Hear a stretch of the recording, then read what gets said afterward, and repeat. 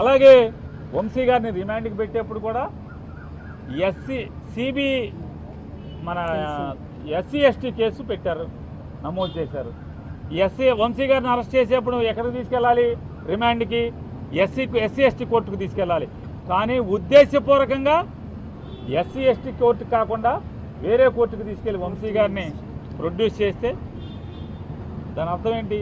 ఇదంతా కూడా వారు ఒక ప్లాన్ చేసుకుని, ఒక ప్లాన్ ప్రకారం వంశీ గారిని ఈ జైల్లోకి తీసుకురావాలంటే ఎలా అయితే, ఏ మార్గం గుండా అయితే కనుక చట్టం మేరకు చట్టరీత్యా పోలీసు రూల్స్ ప్రకారం లేదా పోలీసులు చట్టాలు ఏదైతే నిబంధనలు ఉన్నాయో ఆ నిబంధనల మేరకు కాకుండా వీళ్ళు అనుకున్న తప్పుడు దారిలో తప్పుడు కేసు పెట్టి తప్పుడు దారిలో వెళ్తే మాత్రమే ఈ జైల్లోకి వస్తారనేటువంటి ఒక పక్కా ప్లాన్ ప్రకారమే పోలీసులు, విజయవాడ పోలీసులు యాక్ట్ చేశారనేది ఇవాళ చిన్నపిల్లోడిని ఇవన్నీ కూడా ఈ కేసులన్నీ, ఈ కాగితాలన్నీ ముందు పెట్టినా కూడా లీగల్ నాలెడ్జ్ లేనటువంటి ఏ మనిషికి చూపించినా కూడా అర్థమవుతుంది.